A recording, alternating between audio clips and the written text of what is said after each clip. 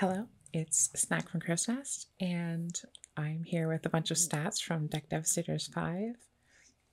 It's been about a week, but I was kind of busy, so this video is a bit delayed. Anyway, I know everybody's waiting for this, so I'll just get right into it. You know what to expect from these kind of statistical breakdowns that I do. So, at Deck Devastators 5, the most popular deck was Blackwing. Not that surprising. 34 Blackwing decks, 26 hero decks. That includes Diva Hero and Hero Beat. I'll break that down later. 20 Frog decks, 17 Vi Turbo, 10 Dragon, 10 Zombie, 10 Lightsworn, 7 Machina, 6 Quick Draw, 5 Fairy, 4 Synchrocat, 4 Amaryllis, 4 Gladiator Beast, 4 Stun, 3 Dark Calling, 2 Burn, 1 Monarch, 1 Alien, 1 Assault Mode, 1 Bushi, 1 Crystal Beast, 1 Flamvel, 1 Gemini, 1 Gravekeeper, 1 Neospatian, 1 Recruiter, 1 Reversal Quiz, 1 Six Samurai, 1 Uriah, and 1 X Saber. So yeah, lots of different decks. Something that I noticed that was kind of interesting is, first of all, I think it's very cool that after all this time, years of people trying to solve the meta or, find some way of like turning Edison into like a tier 0 format or something, you still have such crazy deck variety where even the top deck is getting less than 20% of the decks entering into a tournament of 180 players.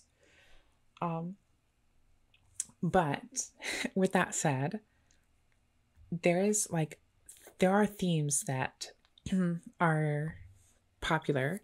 For example, Blackwing and Vayu both are playing like the Sirocco Vayu stuff. And then Hero and Frog, often the Frog decks are playing heroes as well.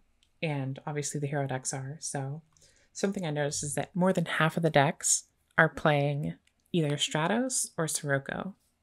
So that kind of tells you that those two groups of cards are kind of above the power level of the rest of the field. But despite that, you still have decks like Dragon, Lightsworn, and stuff like that that can compete. So that's like the main overview breakdown. Something I did last time and I'm going to do again is getting into the card stats themselves. So I have all of the top 16 decks here and the frequency that cards come up on the left. Something I think is interesting to look at is if you look at a deck like Ghost Riders here, you have all these cards at 3, right? So it's obviously like a shorter list than this one from Samu. But if you want to take that to the extreme, like if you think of what deck plays the most one-ofs, the first one that comes to your mind is Zombie, right? We did have a Zombie in the top 16, and it's right here. So long it doesn't even fit all on one page. Literally only 5 cards that appear more than once in the entire deck, which was 41 cards. And yeah, compared to like a Dragon Turbo deck where it's so many 3-ofs because you're trying to be maximum consistency. I just find that interesting to see.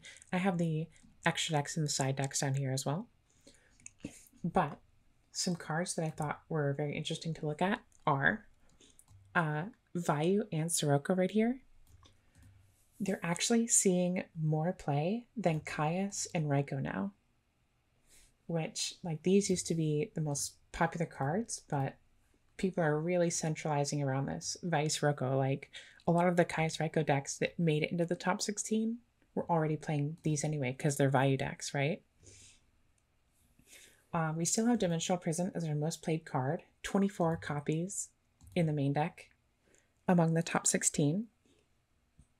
Bottomless had 21 copies in the main, but 26 overall. Legacy of Yada had like a ton of success this tournament. We saw that in a lot of Blackwing decks, but we also saw it in this like weird Monarch deck that was like running a really small frog package. But yeah, Legacy of Yada definitely had a big tournament. I think we saw it in some of the Hero Beat list that were running Crystal Seer. 13 copies in the top 16.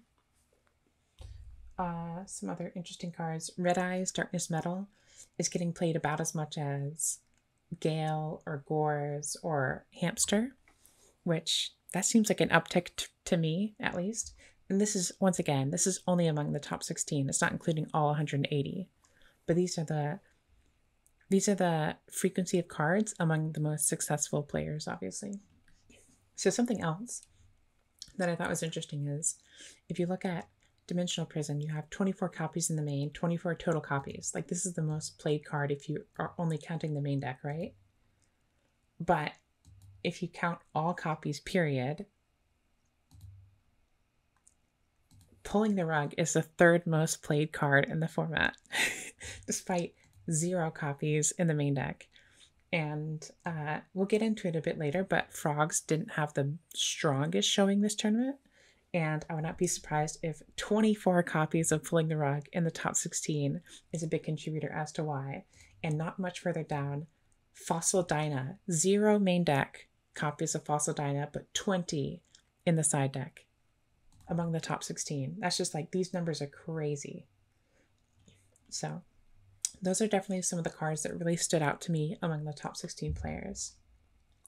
If we go into win percentage by deck type, well, here's the list. It's not that crazy. We have Dragon, Fairy, Blackwing, Lightsworn, Hero, Machina, Quick Draw, Vayu, Frog, and Zombie. I think this is every deck that had at least 5 people enter with it.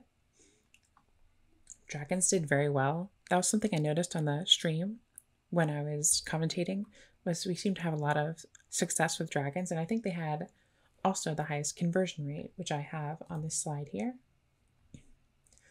This Monarch deck is being like thrown out of whack because there's only one person playing it. I called that like the deck that was only playing like 3 Swap, 1 Treeborn, and then like 3 Caius, Dark Dust Spirit, 2 Dark Dust Spirit, Yada, Jar of Greed, weird stuff like that. I just called it a Monarch deck with like a frog as the sub engine. But anyways, it's kind of throwing all this off. So if we hide this for a second, Dragon had a 30% chance to convert with only 10 entrants. 3 of them made it into the top 16. Vayu, 17 people, 4 made it into the top 16, and so on and so on.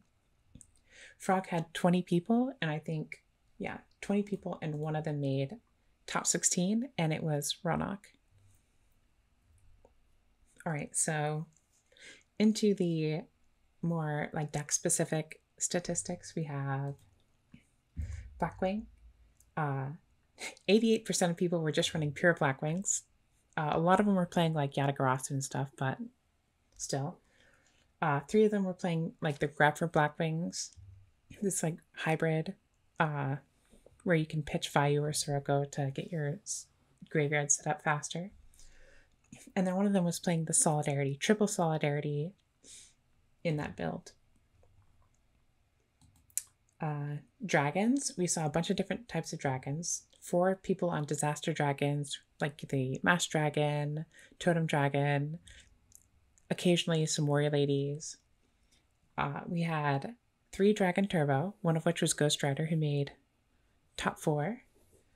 1 Virus Dragons, that was Pana, where it was running the Future Fusion, Prime Material, Drago, the Red Meds, the Wyverns, and then it was also running like Kozaki, Fuse Layer Dragon, and 3 copies of Eradicator, 3 copies of Deck Devastation Virus. If you're curious about any of these deck lists, I do have a video that I came out last week, about a week ago, that goes over them all. We had 1 Norlaris Dragon, similar to the pizza list from, I think it was RBET 1, and then 1 Dragon Burn. For fairies, 4 out of 5 of them were playing pure. 1 of them was playing Chaos Fairies. For frogs, you can see 12 out of the 20 were playing Hero Frogs, and 1 of them was on Gemini Hero, because they were actually running like Gemini Spark and stuff, and like 3 Alias. So 13 out of 20 were running heroes in the frog deck. But we also had, standard frog monarchs without like any other kind of secondary engine. We had like synchron frogs with like quick draw and junk synchron. You could lump that in with junk. You could call junk into synchron frogs if you want. Ancient gear frogs, which is what I called Ronok's deck. Once again, check out the video I did showing all the deck lists. I think his deck is really crazy. Calling it ancient gear frogs is like really not encapsulating the full breadth of what his deck can do. He had, double Black Garden and Shiba Warrior Tarot, some crazy stuff. We had 1 Burn Frogs and 1 Diva Frogs. There weren't enough Glads for me to put on one of these. For heroes, for heroes we had Gemini Diva was the most popular. That's like the Diva Hero beat, where you're running Gemini Spark and, 3 Diva, 1 or 2 Gilman. We had 7 people running Diva Hero, like the A True Hero style deck. 6 people on just Gemini Heroes without the Diva package. 2 of them were on Gemini Crystal. I mean, if we called it Gemini Diva, I'm calling this one Gemini Crystal because I was running 3 Crystal Seer. 2 people were running that deck, and one of them made top 16, I think. And then we had 1 hero deck that was like focused on summoning or using at least Destiny and Dragoon, I think. So those are your hero decks. Light Sworn, we had 6 pure Light Sworn, some variation of like a classic Light Sworn list, or maybe something closer to ×2's list. But anyways, without some kind of secondary engine.